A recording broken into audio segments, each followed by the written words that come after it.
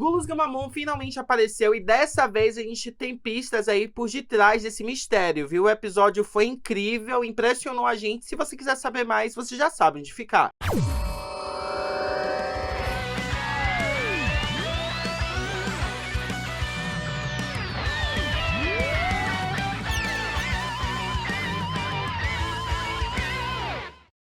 Olha, não é a primeira vez que eu falo pra vocês de que Ghost Game, apesar de ser chato, apesar de ter episódios bem repetidos e apesar de encher o nosso saco, às vezes 1 ou 2 episódios aí muda o nosso humor e nos traz surpresa, né? E foi exatamente o que aconteceu nesse novo episódio, episódio 42. A princípio a gente achou de que o roteiro ele seria batido, o Oboromon ele foi aí o inimigo vilão, inclusive ele é um Digimon novo pra toda a franquia Digimon, né? A franquia está criando aí novos Digimons com conceitos incríveis, com designers incríveis, diferentemente de outras franquias, né, Pokémon? Que tá sendo uma bomba aí a cada lançamento. Mas enfim, segundo o que a gente teve aí logo no início do episódio, o Oboromon ele estava praticamente sequestrando pessoas, né? E o que mais me impressionou era que eles deixavam nítido de que o Oboromon estava esfaqueando pessoas, pelo menos pra mim pareceu isso. Mesmo de que ele fosse digital e as pessoas fossem humanas, né?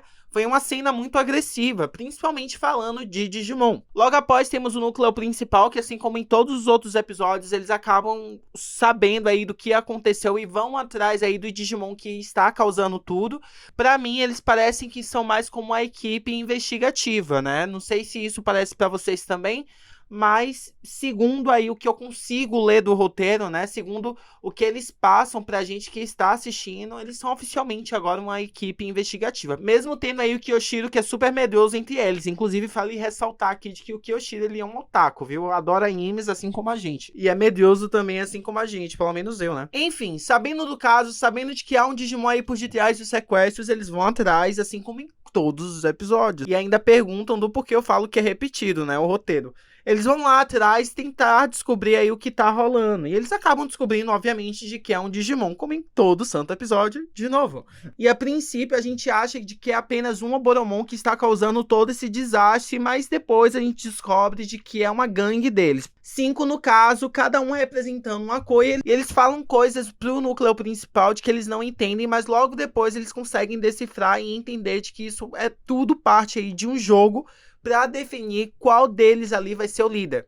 E 2 pontos importantes aí no meio desse episódio, que é quando o Angoramon ele afirma de que não possui tantas informações do Oboromon, o que faz sentido, até porque o Oboromon ele foi um Digimon lançado no Reference Book recentemente, ele não é um Digimon atual, como eu já havia falado para vocês. E o choque que o Kyoshiro leva falando Limit Break, quebra de limite. Não é a primeira vez que isso acontece com o personagem. O Kyoshiro ele é muito medroso, mas todas as vezes em que ele leva um choque da Jellymon, pelo menos quando ele está desmaiado, ele acaba assumindo uma outra personalidade, uma personalidade totalmente madura, mais séria e lógica, né? Porém, quando a gente chega nesse ponto da história, tanto o Hiro quanto a Huli, ambos são sequestrados. E uma outra curiosidade é que enquanto eles estão aí no mundo em que fica entre o mundo digital e o mundo humano, aquele mundo que eles ativam pelo Vital Bracelet, eles não possuem sinal de celular. E eu espero que possam explicar isso, né? Até porque a Huli, ela tentou mandar o GPS dela para o Kyoshiro e não conseguiu. Faz sentido, logicamente pensando, até porque naquele mundo não existe internet, e deveria existir, né? Até porque é um mundo digital, mas não existe. Então a gente chega para a melhor parte do episódio, que é quando apenas temos o Kyoshiro, o Simbara e o Angoramon, a Tesla de Jellymon e o Gamamon tentando lutar contra os Oboromon. A gente acaba descobrindo que o plano deles era decidir o líder, eles decidem um líder e com isso todos os humanos que eles sequestraram, ele forma lá um cachecol onde supostamente serve como uma coroa para ele, para intitulá-lo como um rei, né, entre os Oboromon. O nosso núcleo principal, eles tentam lutar contra o Oboromon, mas a diferença de poder é clara, os Oboromon estão muito acima deles, até finalmente o Gamamon ele liberar tudo de si e se tornar o Gulus Gamamon, um Digimon que a gente estava sentindo falta e que é extremamente poderoso, principalmente falando de uma forma campeã. Vocês entendem que 2 Digimons campeões, que é o Simbara Angoramon e a Tesla de Jellymon, não deram conta dos Oboromon, mas o Gulus Gamamon, ele acabou com todos eles, tipo, em um piscar de olhos, muito rápido. E brincando até. Foi ridícula a forma que ele derrotou todos os Oboromons. Eu tô super curioso pra saber de onde esse Digimon tira tanto poder ou qual o segredo do Gamamon. E a gente conseguiu perceber pelo design dele de que a capa que ele tem nas costas, na verdade, é uma asa, né? Pelo menos foi isso que eu entendi nesse episódio.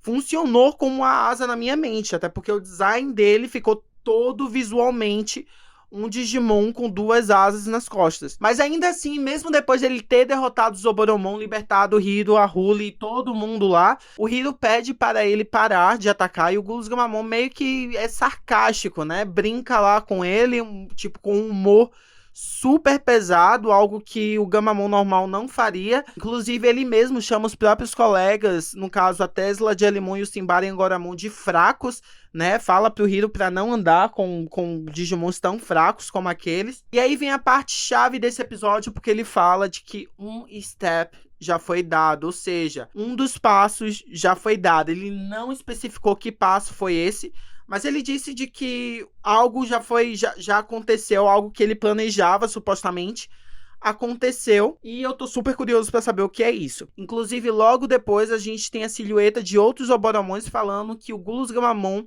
é o Jet Black Champion, ou seja, o campeão preto voador ou rápido. E ainda assim, como normalmente acontece, sempre que o Gulos Gamamon aparece, no final tivemos ainda um Black Growmon, né? Toda vez que o Gulos Gamamon aparece, algum Digimon Black aparece lá e olha ele, e eu não sei dizer se eles são amigos, são inimigos, se estão esperando o plano do Gulos Gamamon se concretizar, mas a impressão de que eu tenho é de que mesmo com o Gulos Gamamon não aparecendo, ainda assim ele tem total controle de toda a situação ou do que está acontecendo. E o que mais me chateia é que o Hiro e todo o núcleo principal já viu isso acontecendo não uma, não duas vezes, várias vezes, e não se perguntam o que é o Gulos Gamamon e não se perguntam do porquê o Gamamon assume aquela evolução ou as coisas que ele fala, né? A gente fica apenas na expectativa de saber aí o que vai acontecer. Inclusive, se você tiver alguma teoria, não se acanhe de mandar aqui pra gente. Eu adoro ler as teorias de vocês, tá bom? Trazer aqui pro nosso canal. E para o próximo episódio, a gente vai ter o Shagemon. O Shagemon, que é um Digimon antigo aí, que nasceu lá na época de Crosswords. Chegou a fazer umas aparições em Digimon Adventure em 2020, né? E eu tô muito curioso pra ver ele. Inclusive, porque o Shagemon, ele é um Digimon do tipo Black, querendo ou não, né? Um Digimon do tipo Vírus. E eu acho que colocar um roteiro do Shagemon com o Gulos Gamamon vai fazer total sentido. Se eles fizerem isso, vai trazer mais respostas aí pra gente, pras nossas perguntas, né? E a gente vai estar aqui na próxima semana, viu? Muito obrigado por terem me acompanhado até aqui. Eu sou o Lindo de Chamada Geek e fique com a gente porque Digimon Ghost Game tá começando a andar. Eu espero que comece, né? Até a próxima, tchau!